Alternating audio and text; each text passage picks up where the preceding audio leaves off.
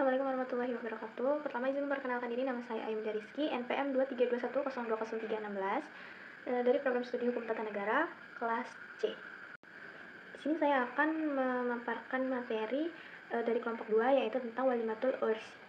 Yang pertama ada pengertian walimatul ursi. Walimah al-ursi terdiri dari dua suku kata al-walimah dan al-ursi. Walimah berasal dari kata walimah, artinya pesta makan, atau dalam versi lain walimah berasal dari kata al-walamu yang dalam bahasa Indonesia artinya pertemuan. Dan secara syar'i bermakna sajian makanan yang dihidangkan untuk merayakan suatu kebahagiaan. Sedangkan al-ursi artinya pesta perkawinan. Kemudian secara istilah yang terdapat dalam literatur Arab, walimatul ursi adalah jamuan yang khusus untuk pernikahan dan tidak digunakan untuk perhelatan di luar pernikahan.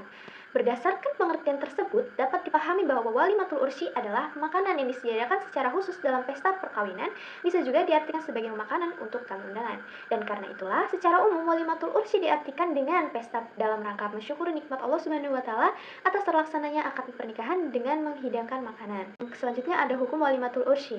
Mayoritas ulama dari 4 mazhab, yakni Hanafi, Maliki, Syafi'i, dan Hambali, sepakat bahwa walimatul ursi memiliki hukum sunnah muakkad, yaitu sunnah yang sangat dianjurkan. Dasar anjuran ini berasal dari beberapa hadis Nabi Muhammad SAW yang memerintahkan umatnya untuk mengadakan walimah setelah menikah. Salah satu hadis yang menjadi dasar hukum walimatul ursi adalah sabda Nabi Muhammad SAW kepada Abdurrahman bin Auf, "Adakanlah walimah meskipun hanya dengan seekor kambing." Hadis riwayat Bukhari dan Muslim.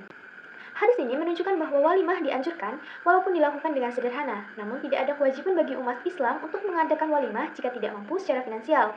Selanjutnya ada macam-macam walimatul ursi. Untuk macam-macam walimatul ursi, yang pertama adalah walimah ursi, merupakan suatu walimah untuk diadakannya acara pernikahan dalam rangka syukur. Yang kedua, walimah akikah merupakan suatu walimah yang diadakan acara atas kelahiran anak dalam rangka rasa syukur. Kemudian yang ketiga ada walimah hurs, yaitu merupakan suatu walimah atas rasa syukur keselamatan seorang anak dan istri. Yang keempat, walimah nakiah yang merupakan suatu walimah yang diadakan dalam rangka menyambut kedatangan seorang musafir. Dan yang kelima adalah walimah wakirah, merupakan suatu walimah yang diadakan untuk rangka dalam mensyukuri atas renovasi rumah yang telah dilakukan. Serta yang keenam, walimah wadinah, merupakan suatu walimah yang diadakan dalam rangka mendapatkan musibah.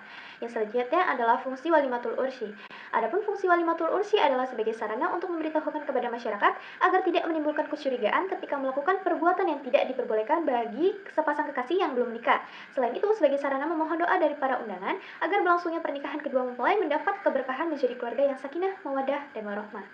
Fungsi walimah juga sebagai wasilah, yakni hubungan untuk mensyariahkan hukum-hukum Allah sebagai suatu rangkaian yang menyertai pernikahan dan mempunyai tujuan yang mulia, yaitu beribadah kepada Allah Subhanahu wa taala. Dan yang terakhir, walimah ursi juga bisa sebagai motivasi sebagai yang jomblo agar tidak memujang selamanya sehingga tidak melakukan maksiat.